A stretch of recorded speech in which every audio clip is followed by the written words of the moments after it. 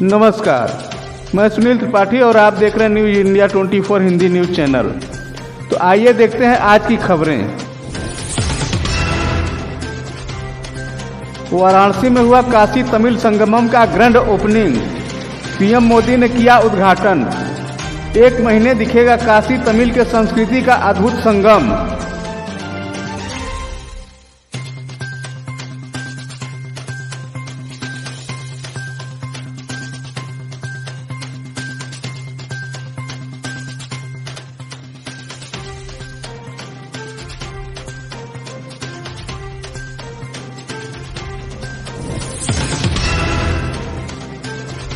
वाराणसी में काशी तमिल संगमम को लेकर योगी सरकार के मंत्री ने कही बड़ी बात। मंत्री दयाशंकर मिश्र ने कहा, हमारे देश में भाषाई विवाद है, पीएम मोदी ने इन दूरियों को दूर करने का काम किया है।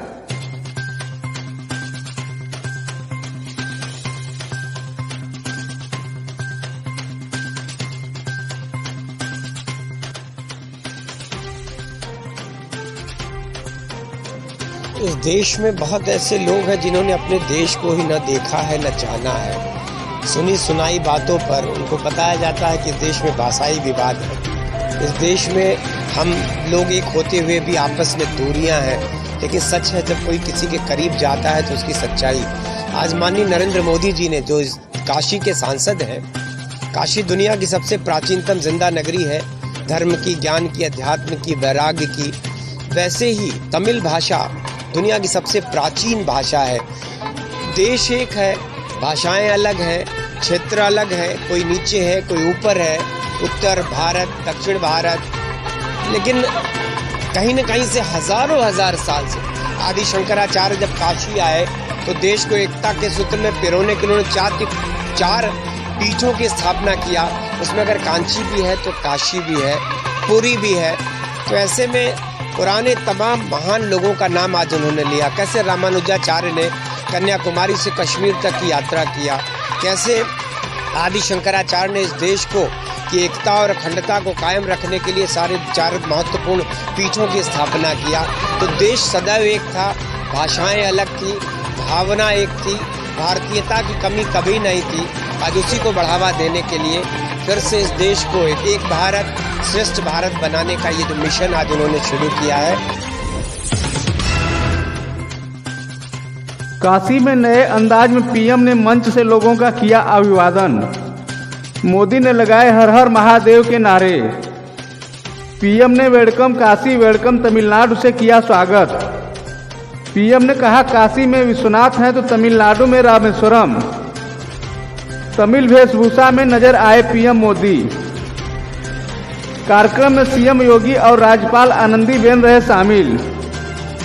तमिलनाडु से आए लोगों का वाराणसी कैंट रेलवे स्टेशन पर डमरू और हर हर महादेव के नारों से किया गया स्वागत, जिसकी अगवानी प्रदेश के मंत्री धर्मेंद्र प्रधान ने किया।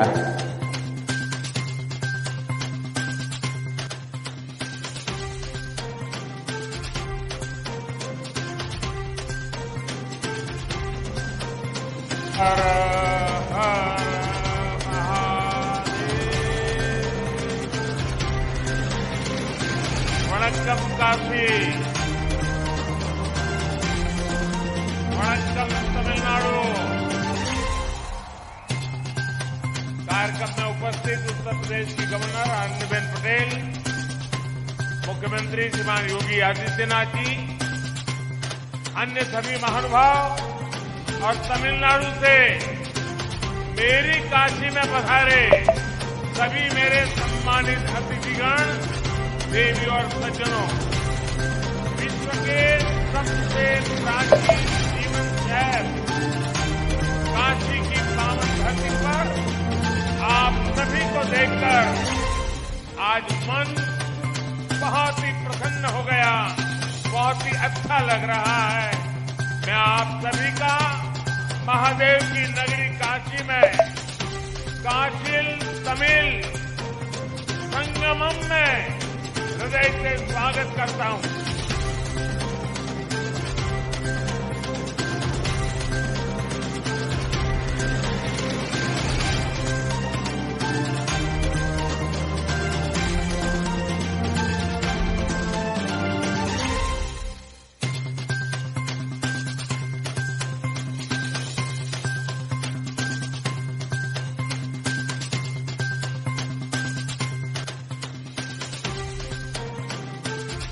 वाराणसी में काशी तमिल संगमम का पहला ग्रुप आज यहाँ पे आया है और उसके स्वागत के लिए सभी माननीय जनप्रतिनिधि, शहर के सारे लोग यहाँ उपस्थित हैं। आप देख रहे हैं कितना उल्लास का माहौल है। शहर के वॉलंटियर हों, सिविल डिफेंस हो, पुलिस के अधिकारी, प्रशासनिक अधिकारी और उनके साथ माननीय मंत्री जी शिक्षा के जिनका कार्यक्रम का आयोजन है वो स्वयं उपस्थित हैं। उत्तर प्रदेश सरकार के माननीय मंत्रीगण, माननीय विधायकगण उपस्थित हैं।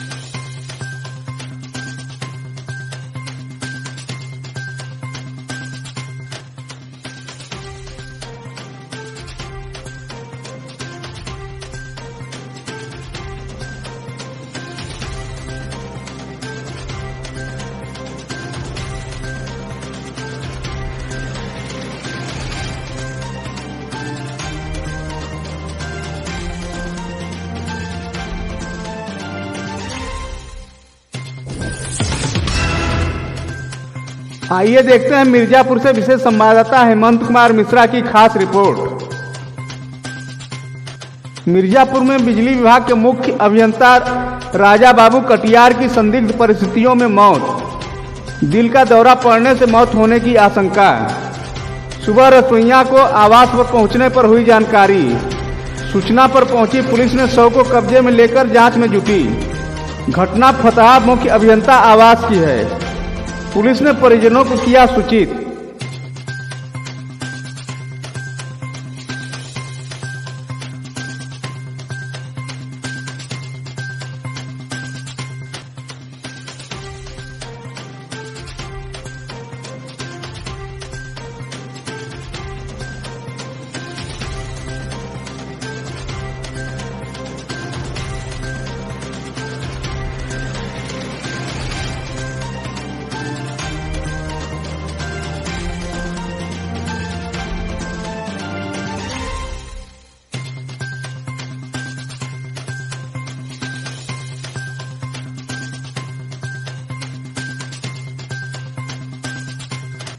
ये बिजली विभाग के इंजीनियर थे जो अपने शयन कक्ष में मृत अवस्था में पाए गए हैं।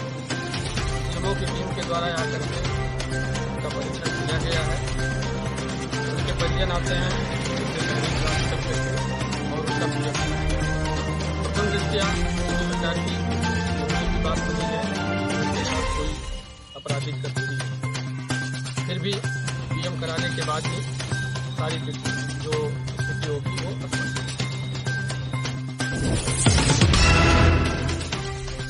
संपूर्ण समाधान दिवस पर मिर्जापुर डीएम ने निस्तारण का दिया आदेश। अधिकारियों से कहा किसानों का करें सम्मान। जिला अधिकारी दिव्या मित्तल व एसपी संतोष कुमार मिश्र ने लालगंज तहसील सभागार में किसानों की फरियाद सुना तथा समस्याओं के निस्तारण हेतु संबंधित अधिकारियों को दिया निर्देश। साथ में एसडीएम व तहसीलदार भी रहे मौजूद।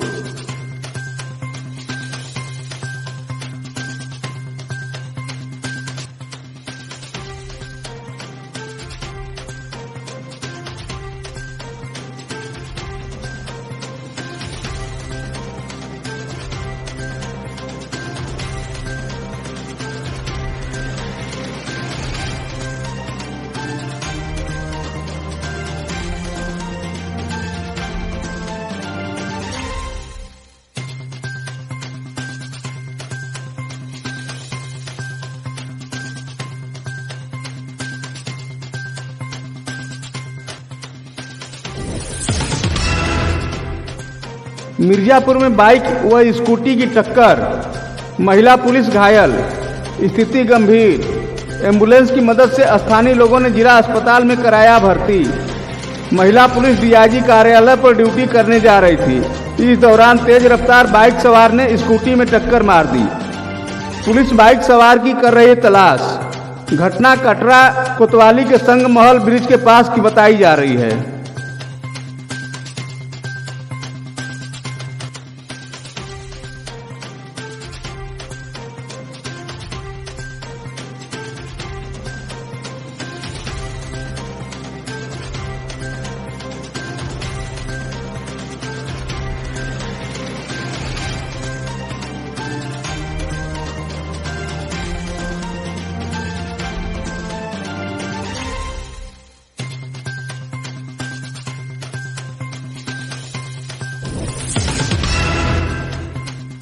बलिया में मैनपुरी लोकसभा उपचुनाव में सपा के खिलाफ बोले ओम प्रकाश राजभर, लगाए गंभीर आरोप।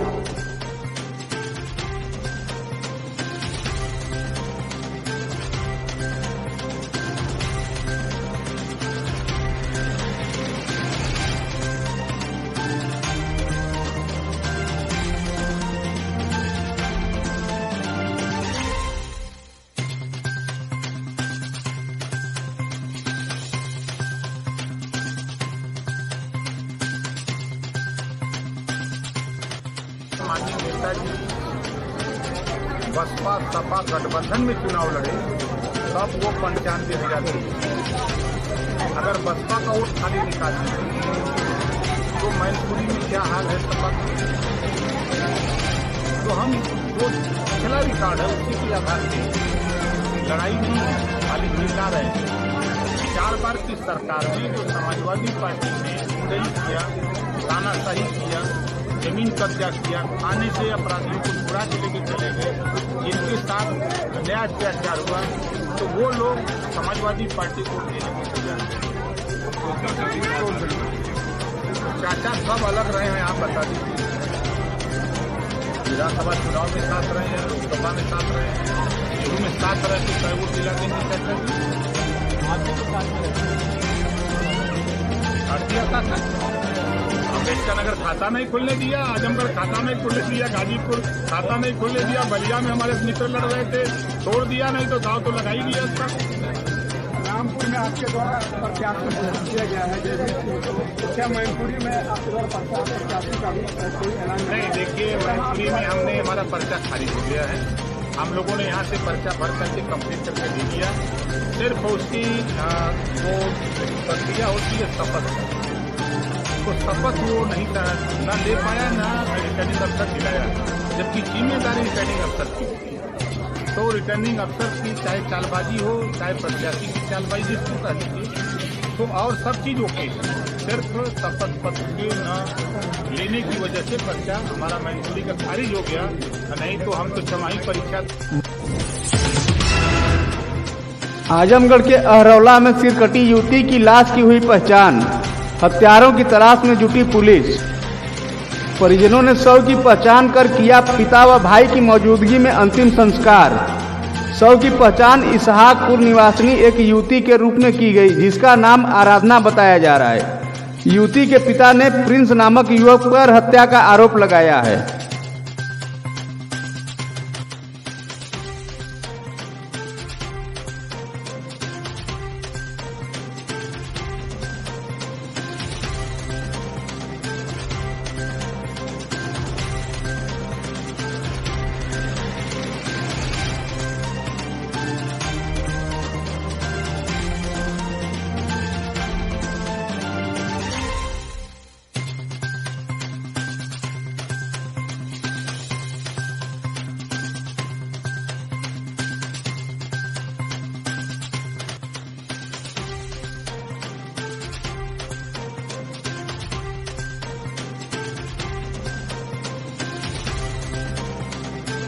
पहचान में पता चल रही है कि जो रात हाथ में रखा, एक बैग में एक रैक उस हिसाब से पता चला, और एक आदमी था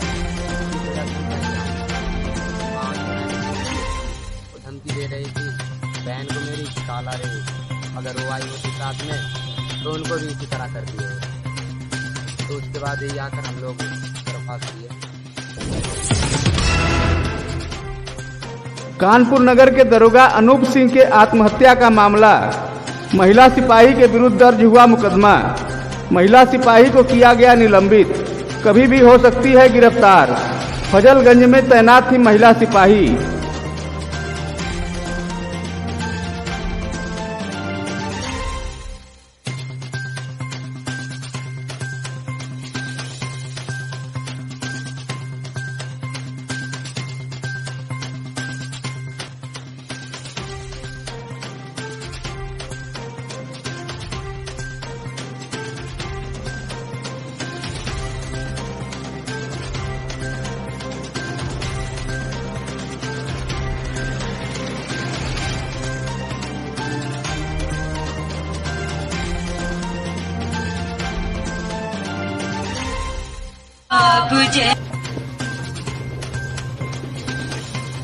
यह प्रकरण अनूप सिंह के आत्महत्या से संबंधित है और उसमें हम विवेचना कर रहे हैं।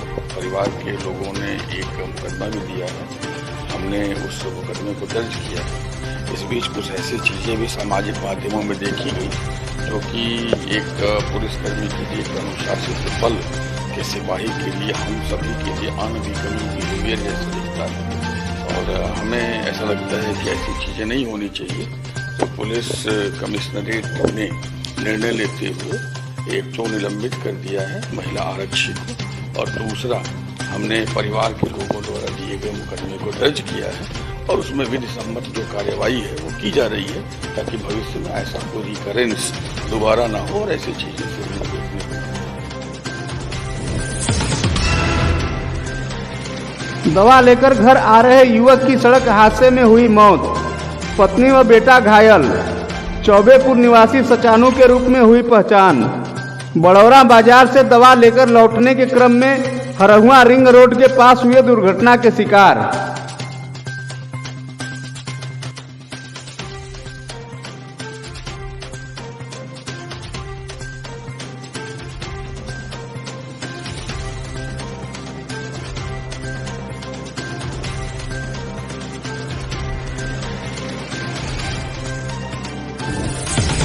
तो आप देख रहे थे आज की खबरें। अब अपने साथी सुनील त्रिपाठी को दीजिए इजाजत। नमस्कार।